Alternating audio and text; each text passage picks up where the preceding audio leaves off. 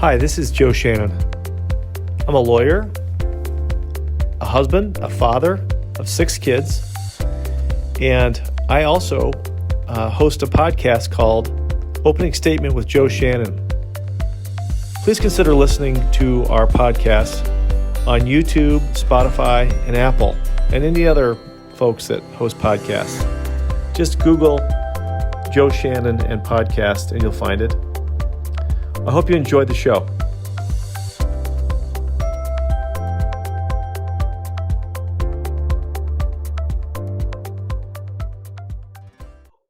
We are very lucky, blessed, grateful that we're able to talk to a young lady from our parish, St. Joan of Arc in Lisle, Maria Grygleski. Did I say that right? Grygleski? Grygleski. Grygleski, that's, yeah. So I always, have a little bit tough when I'm with that second name, but I know Maria. So I can just call you Maria, right? Yeah. Maria's right? Okay, good. So Maria is up in Duluth, Minnesota, and has just a great career right now. She is a graduate of Naperville North High School, Northwestern, played soccer there, and then had a career after that, and we'll talk to her about that. So Maria, welcome to the show. Thank you. Thank you for having me. Sure. So tell us where you are right now. So right now I am in Duluth, Minnesota, and I am at the University of Minnesota Duluth, working on campus at the Newman Center, the Catholic Center here.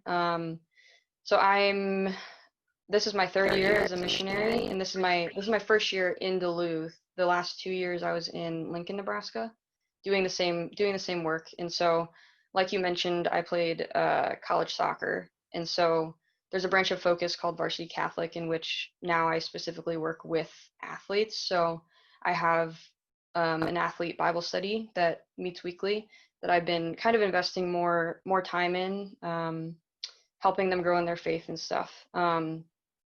And so, yeah, that's where I'm at right now. And Focus, has had a great impact on my life, and I just desire to give other people what I've received in passing along the faith. Great. So let's talk about Focus. So so how did you first get introduced to Focus? Yeah, so Focus was on Northwestern's campus my freshman and sophomore year of college.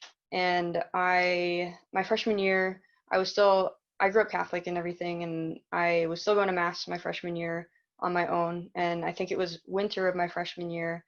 It was just after Mass one day, there was a Focus missionary who approached me. Her name is Molly. And so that was my first exposure to Focus. And so just like meeting her, becoming friends with her, that was how I first came to discover it. And then there was another missionary who came in after her, who's also one of my best friends to this day. And so those 2 years, Focus was at Northwestern, and we didn't have it my junior and senior year. But then once I was a junior, I started thinking about becoming a missionary, just because of the impact that Molly and Megan had on my life. So what is Focus? What does it stand for? Focus. Yeah, so Focus stands for the Fellowship of Catholic University Students. And it's a national outreach organization. We have missionaries at over 150 campuses in the United States, with about over 700 missionaries currently, and we have some international as well right now. But the whole goal of it is to be present on college campuses, and because just knowing the need that in college is when a lot of young people fall away from the faith. Because they're on their own and they can now make their own choices, and a lot of people don't necessarily want to keep going to Mass and keep going to church. And so the importance of having Focus missionaries on campuses in the Catholic centers to be able to essentially bring these kids back and teach them the beauty that there is within being Catholic. And that's what it was for me. I grew up Catholic, but I didn't I never really understood the beauty of it until I met Molly. And so her presence and her friendship to actually teach me to show me the beauty of the Catholic faith and show me that you can actually have a personal relationship with Jesus. that was the first time I had ever seen someone with such joy about being Catholic. And so, yeah, Focus, that's the main apostolate, is being on college campuses, currently in the United States. Yeah, preaching the gospel and helping people grow in their faith and stay in the church and remain faithful. That's great. So you, as a Division I athlete, first of all, let's talk about that a little bit. So tell me about your soccer career. So you played at a powerhouse, which is Naperville North. All right, Mhm. would you play offense, defense, goalie? What were you? I played midfield. Oh Yeah. yeah. So you're Yeah. the runner. You ran the whole Yeah. field, right? Yeah. And then did you play that midfield at Northwestern as well? Yeah, midfield. Some center mid, mostly got pushed out on the wing a lot, so that was the most running. You know, you had to sprint up when you're on offense to get in the attack, and then when you lose the ball, the other team is doing the same thing, so then you have to go and defend the other person. Are you So, still playing? no, not too much. No, I did a little bit the previous 2 years at Nebraska. I was doing some intramurals, but this year I haven't played much at all. Yeah. So I miss it, but Is your eligibility gone? yeah. That's too bad. That'd be kind of fun for you to jump in on Unfortunately. one of those teams, you know? Yeah. Yeah. So, So so tell me about going. So you graduated from Northwestern. What was your degree in? communications with business certificate. Okay, and so I mean that's a pretty good school. A lot of kids want to get in there. Would you agree with me that your path is not the typical graduate of Northwestern path?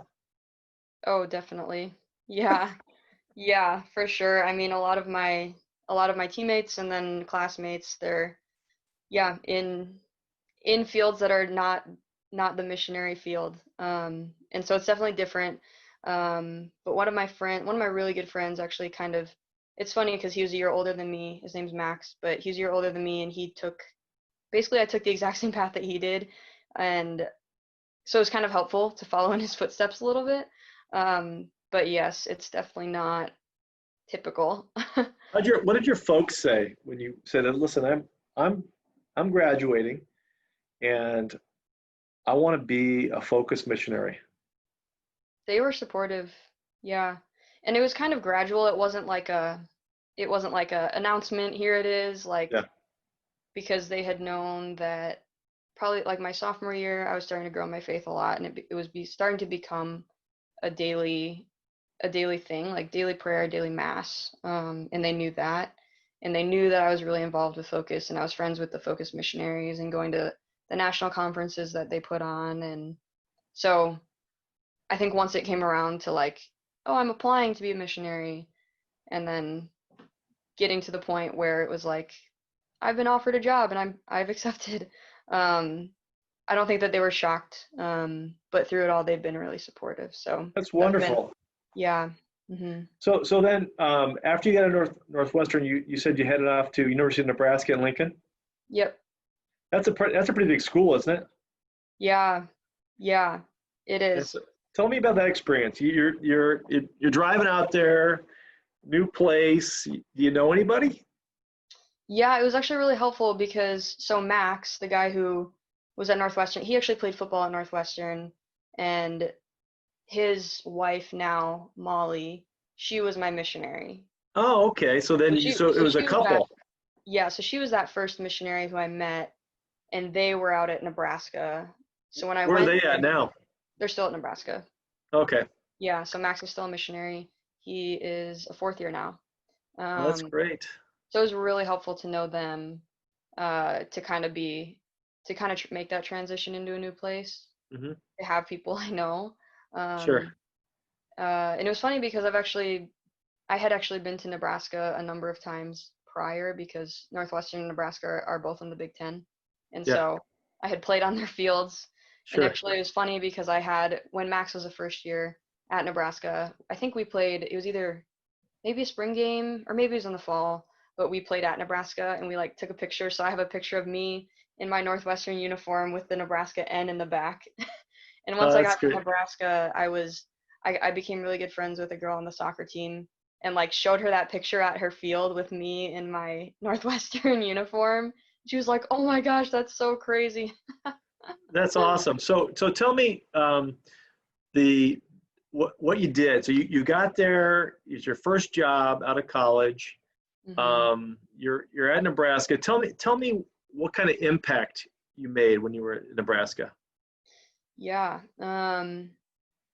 Yeah, that's a good question because I think that missionary life is different than any other career in some ways, in that it's hard to measure success. And the measure, the way to measure success isn't the way that we've been taught to measure success in our lives. So, like, that being just like effort equaling results. Like for soccer, it was like if you don't know a skill, then you work harder at the skill and then you get it and you accomplish it. Or like school, you just study harder and then you get it. And so that kind of that mindset was one that kind of shocked me, I guess, or that truth, learning that. And I would say that there were definitely, I think just there were plenty of ways in which I was able to see the ways that I was impacting the lives of a lot of girls there while I was there. Um, but I would say that actually, like this past year at our national conference where everyone comes together, I was able to see a lot of the fruits that came out of my work at Nebraska, even though I was 5 months into being in Duluth. Sure. Um, So and so yeah, I understand what you're saying. I mean, listen, I'm one of 10 kids. Okay, yeah. and my mother was she wasn't a focused person, but she really was. My mother was a missionary, okay, and my father too. My father was more of a Saint Joseph character. Didn't really say much, but he, but big actions. And my mother was everybody loved my mother, and she was a wonderful, wonderful evangelist. But it took her about 35 years or 40 years to get to me. So I understand that you're in a long game. I Hmm. totally understand it. Hmm. And it takes a long time, and you may never see the fruits of what you're doing. Hmm. But I, one of the things I understand from young people is they want to see the practical side Yeah. of a faith life. Yeah. And how do you discuss that with them? Yeah. I mean, I think it's interesting because there's not one, I've learned that there's not one way to do it. It's kind of looking at the person in front of you and navigating the conversation and always asking the question, what does this person need in front of me? And whether it be asking them like, well, I think that's a question to ask everyone, is like, how's your prayer been? Or like, where do you want to grow? Um, and then from there, giving them practicals and like the importance of walking with them through the process too, and not just saying, here's something to do, go do it, good luck, but rather saying, this is something that I can teach you. Let me walk you through it. And as you're walking through it, be there with you so that I can ask you, what do you think of this? Like, what's happening inside of you? Like, what's happening internally as you read this or pray with this? And to help them through the process of learning. Um, yeah, whether it be like learning different ways how to pray with scripture, um, or like using your imagination with scripture, which is a really powerful form of prayer. Yeah, or even like helping them lead others. There's a girl at Nebraska who I was helping her start a Bible study with her team, with her soccer team actually, and like walking her through that, the questions that she had, the questions that would arise with like, okay, now I'm like going into my first Bible study and I'm nervous. Like, what do I say? um, and like kind of giving her my experience with that, and then giving her tips with that. So yeah, a lot of asking them what they need and where they want to grow, and then offering them practicals and also offering them my experience in where I have been successful. That's good. So when you were at Northwestern, were you forming Bible studies for your team? Yeah, I actually started one my junior year, and that was actually a big part.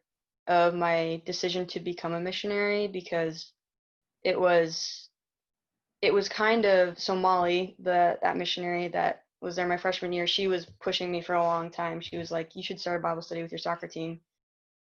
And me, I was like, that's not even on my radar. I am not the kind of person to like step up and do that. So like, I don't know who you think I am, but that's not, like, you're asking the wrong girl.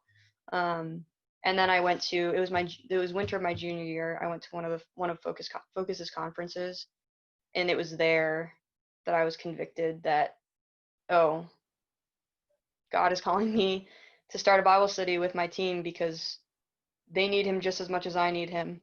And so yeah, I started that Bible study, and yeah, it was really cool to go deeper with people who, like, these are women who you see every day. Like when you play college sports with people, Yeah. you probably spend like, I don't know, on average like 4 or 5 hours a day with these people every single day. And so you come to know them. You come to know them really well in certain ways, but then once you tap into like having a conversation about faith and where they're at with that, it's like you learn a whole nother side of the person. And so I was experiencing that and going deeper with those friendships. And I'm still in contact with some of those girls today who were pretty faithful to coming to Bible study. And actually one of them who, she grew up with no religion, no exposure really, not baptized. And she was coming to the Bible study and was kind of like slow entering into it. But then eventually, kind of fast forward, she was like getting more and more involved in like learning how to pray. She'd asked me if I could teach her how to pray one day, and I did. And I was starting to bring her around the Catholic Center. And then eventually one day she expressed a desire to be baptized. And so it was actually my first year at Nebraska. I flew back to Northwestern for Easter for her to be fully received and baptized into the Catholic Church. So stories like that where you just see the fruits. And so yes, to answer your question, um, I did lead my teams in Bible studies, and That's awesome. So how many kids did you have on your Bible study by the time you left? by the time I left, it dwindled down a little bit, but I would say that the quality of those relationships are really good. So I would say there's probably 2 or 3 other girls who were like pretty faithful, Awesome. coming around. And so yeah, really, yeah, those I mean, relationships have been a gift, and I've continued to stay in touch with them. And so yeah. that must have been something for Mhm. you to fly back to Northwestern or to Chicago and to understand that you had a hand in someone being baptized. Oh, totally. Yeah. And she actually asked me to be her godmother too. So Oh my yeah, gosh, yeah. So she's just a year younger than me, but that's yeah, awesome. So you're a godmother. That's awesome. yeah. And I'm actually the godmother to Molly and Max's daughter too. Oh wow, So that's pretty. Yeah, I've got. I don't. I'm trying to think. I've got. I think I've got 4 or 5. I'm godfather to 4 or 5, and it's really a blessing to be able to do that because mhm. but it's a big deal. I mean, it's Yeah. like you're in charge of making sure that. So I was one of the things I did this year was I decided that for all my godchildren, I was going to send them a yearly subscription to the Magnificat, and Oh, yeah. yeah, so I did that. I don't know whether they're going to read it or not. I don't know, but one of the things I'd think about is I want to make sure that I do my job, Mhm. and then let everything else take off from there, and then hopefully the Holy Spirit will help out with that because I'm just trying to do what I'm supposed to do. Yeah. But Yeah. Definitely. It is a big responsibility. yeah. So you're only in your mid 20s or young 20s, and you're already a godmother of 2. So I think there's going to be a lot more down the Yeah. line, Maria. But so tell me, so you're at Duluth now, right? Mhm. Okay, so tell me what you do day to day. I know that we're in the middle of this COVID virus thing, which all the kids have left, right? There are about 6 students here left, Okay. but just within our little quarantine bubble. But yeah, classes aren't going on or anything, and everyone's Yeah, pretty much yeah. home. So before that, tell me what your day to day was that you would do every day for that's because that's a pretty big school, isn't it? It is, yeah. Um, yeah, and so day to day, it's pretty, as life as a missionary is sometimes unpredictable. Um, and day to day it looks different. But generally in the morning we'll have prayer around 8 o'clock in the morning, and then we'll usually have a team meeting of some sort. So after prayer on Tuesdays we have like a logistical tactical meeting with the team, and then Wednesdays we work on our fundraising stuff, and then Thursdays we have some sort of team formation to be forming ourselves, feeding ourselves, and then like on Wednesday nights, I'll have my Bible study. Um, and then usually on Thursday nights here, we have something called Mass and Meal, which is exactly what it sounds like. We have Mass over at the Newman House, and then we have a meal for all the students. So just being present there at different events. And then Tuesday evenings, we'll have, in the fall, we start with Alpha, if you've heard of that. No, I don't Uh, know that. What is that? it's a program that essentially it gets the conversation going about Christianity essentially, and it's a very good tool for being able to invite anybody to come. Uh, and essentially, there's three parts to it. So one is a meal, so providing everyone a good meal, um, to kind of foster that like we're sharing something together and we can kind of hang out. And then the second aspect is showing a video, um, which Alpha is like a whole program, so they have all the videos there. So you just show the video, and then the third aspect is having a conversation about the video, and essentially it's the video is saying like this is what we believe about Christianity, and then that time after the video is saying we've told you what we believe, like now what do you think, or like what do you believe, like we just want to hear your thoughts. And so it's starting that conversation with people who might not even be Christian, might not be believing in God, really open to all walks of Sure. life and belief. And so that's on Tuesday nights, and then it kind of bleeds into RCIA. So for anyone who is in Alpha, who's interested in learning more about Catholicism, we'll have RCIA on Tuesdays. Um, and then kind of interwoven everywhere is like one-on-one meetings with students and just like spending time with them, whether it be doing something fun like hanging out and just like being together, or like having an intentional conversation, or like teaching someone how to pray. Kind of a whole array of those things.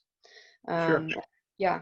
So that's So kind of, what? Yeah. So tell me about. So you have a focus though on athletics. yeah. So tell me about that. Yeah. So since I know the life of an athlete, I know the life of a college athlete, I'm now working with the college athletes here, and so my Bible study is comprised of girls from multiple sports. So I have soccer, basketball, volleyball, track, tennis, who are all in this Bible study. Um, and really, I think the benefit to that is that we all know the life of an athlete and how different that is, and the demands of that, and being able to relate with each other, and for them to be able to see each other and say, like, oh, this is someone else who is going through the exact same thing as I am, and they're trying to grow in their faith, and they're making their faith a priority. And so it's been cool because uh, a couple of them have stepped up as leaders to lead Bible studies for the team, similar to how I did in at Northwestern my junior year. Like they've stepped up to be leaders and like in the faith, and recognize that their teammates, even if they don't practice, if they just come to Sunday Mass or whatever, if they're Christian of some or some other belief, like they've been convicted that their teammates need God, and so helping them step up to lead their teams too. So just like being with them and being able to say that I know their lives, and these are some things that are helpful, to being able to grow in faith and lead others to grow in their faith as well. Yeah, so a lot of people when they watch TV, they see sometimes on these NFL games, they see some of the players all getting together at the end of a game from the different teams, and they take a knee and they pray, you know, and that's kind of a outside, and then you see the baseball players. A lot of the players will get up and they'll make the sign of the cross before they go to bat, and all these visual things. I think athletes. I ran cross country and track in college, and certainly there weren't any missionaries that I knew about back then. Like I sure probably could have used one back then, but I can see that especially with Division I athletics, it's stressful. It's isolating. You're on an island a little bit because there's so much of a focus on your performance, and it's a ton of hard work. And it's don't get me wrong, it's a very good lifestyle. I thought it was. I really enjoyed it, but I just see such a need for what you're doing there because I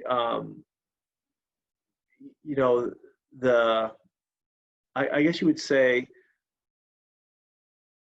the dead end of a lack of a meaningful life when you're in such a competitive environment in sports as well as in academics and life in general. If you believe in natural law, which I do, that there is a purpose for life, and there's a purpose for what we do, and there is a God, and He created us, and we're supposed to find exactly what is our purpose in life. That those types of things are so profound that it's really cool that you're involved in that process. I hope you understand that and feel that this is. I know you may get a lot of pushback or no, or hey, get away from me type thing, but I hope you know how important your job is. Yeah. Thank you. Yeah. I think I know how important it is. I don't know how much other people think it is. Yeah. Yeah, because I think there is that. It's easy to get caught up in, kind of the things that aren't eternal, and to realize the importance of that, and how growing as a Christian, growing as a Catholic, like how it ultimately affects every other aspect of your life, and how becoming a more faithful Christian helps us be more excellent in our sports, in our academics. And because once you realize that becoming a Christian, like becoming a good, doing what we're supposed to be doing as Catholics, like isn't just 1 hour a week on Sundays at Mass, that it's every single moment of your life, then now like you don't want to throw away any piece of your life, and you want to be excellent in every area that you're pursuing, even if it isn't explicitly about faith. And so I think that that it's crazy how big of an impact faith has on everything that we do if we let it. Yeah, so that they talk about, I know that, I try and read a little bit about, the scriptures, and one of them that always hits me is, they ask Jesus, what must we do? And He says, well, you must love God with all your spirit, your mind, your heart, everything. And then after that, which is the number one thing, then you love your neighbor as yourself. And it's interesting how that flows, that once you develop the relationship, that you understand that God is your creator, and the Holy Spirit's there to help you, and Jesus Christ is your friend that walks with you throughout life and is there, all this power that is available to you, that all you have to do is ask for help, and it'll be there. And God gives you everything if it's good for you. if it's good for Mhm. you, God will give it to you. I mean, that's my conviction.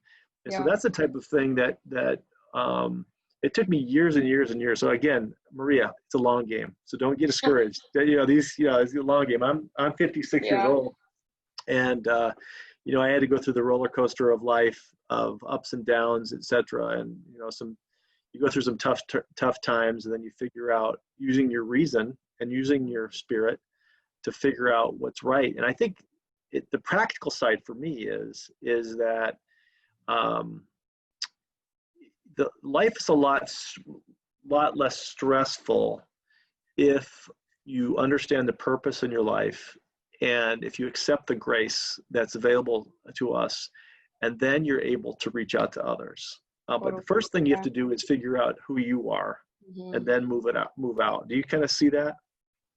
Oh, definitely. Yeah. And that's something that I think is a struggle for missionaries in particular, focused missionaries in particular, because this is something that my team has been talking a lot about this year, is kind of the importance of us being filled up first before we're able to give and before we're able to be on mission.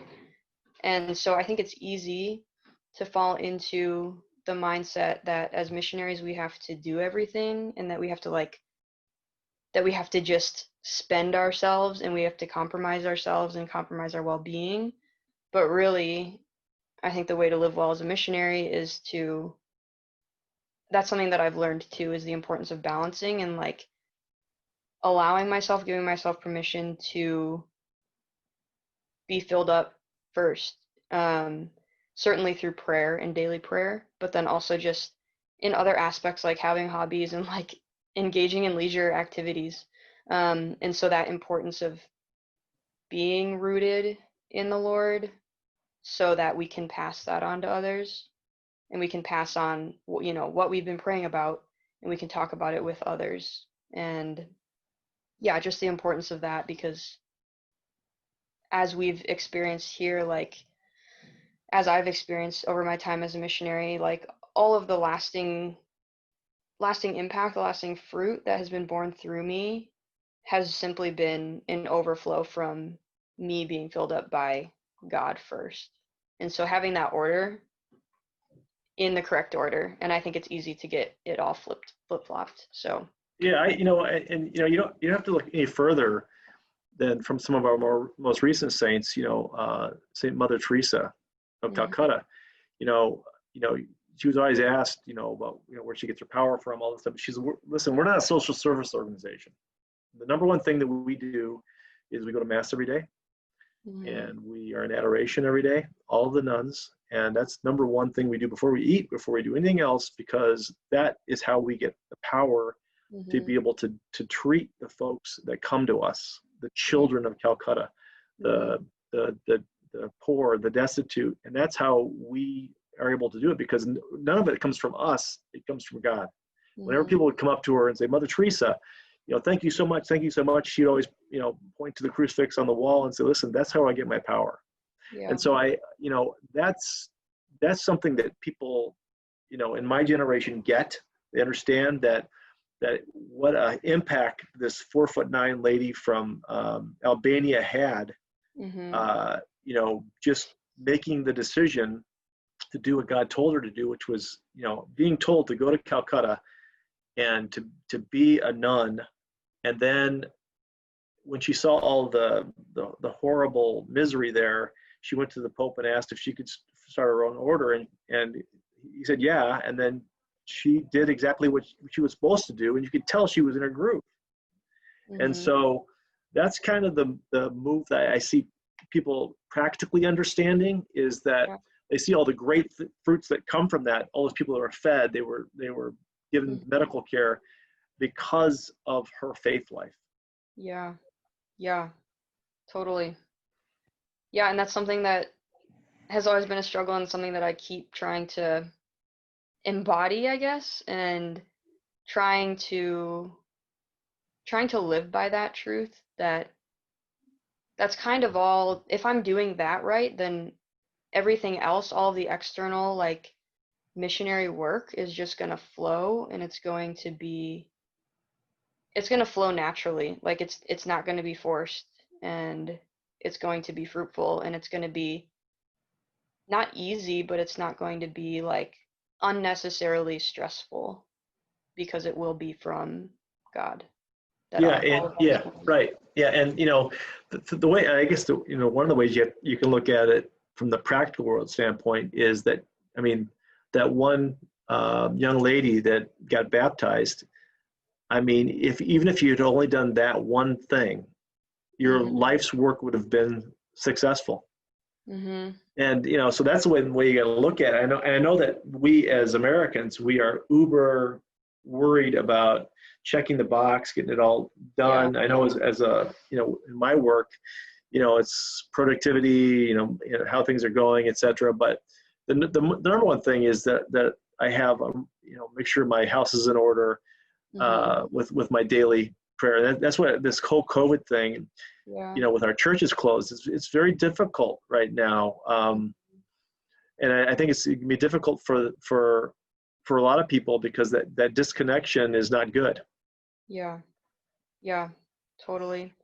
I think, yeah, I've appreciated the ways that people are being creative with like live streaming masses and doing these virtual conferences and having all of these virtual things that people are getting really creative with. Or even like I was talking to my cousin and she was saying that the chaplain at her college was doing adoration from his window, and people would drive up with their cars and just like pray there. It's nice, But yeah.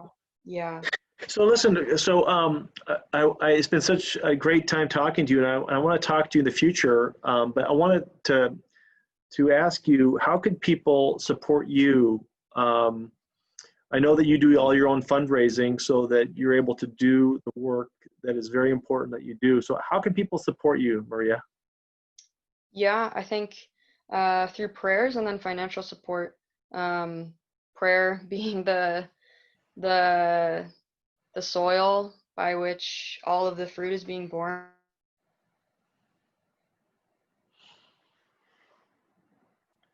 You broke up there for a second. Are you still with Do. us? Yeah, yeah. Actually, so let's do that again because Oh. you get it. So basically, number one, they can pray for you, Mhm. and so that's definitely going to happen. I will be. You're in my book. I pray for you every day when I pray the Rosary, and I'm so grateful that we have somebody from St. Joan of Arc doing what you're doing. This is amazing to me. But as far as fundraising goes, how can people help you financially? Yeah, so every Focus missionary fundraises their whole salary, and so um, yeah, the way that people give that's most helpful is like monthly donations and just having that consistent giving, being able to count on it. Um, and so if anyone feels called to give in that way, I would be very appreciative. So how do Um, they do that? How would they do that? Just give the how yeah, to do that. Yeah, Maria. yeah, I have a link with a or my donation link fundraising page that it's super easy to do online giving.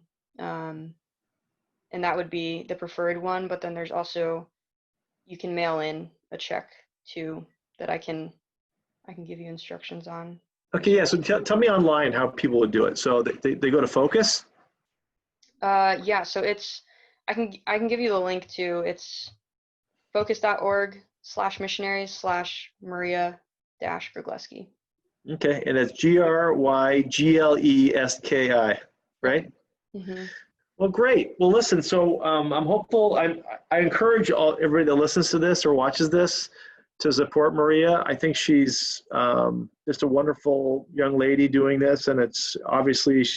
I mean, if you ever meet her, you've already met her, so this is great, and I'm hopeful. But is there anything else that that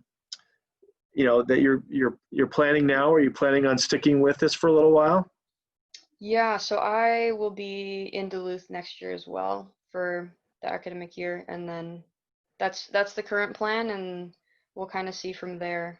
Um, so yeah, I'll be home for the summer a little bit.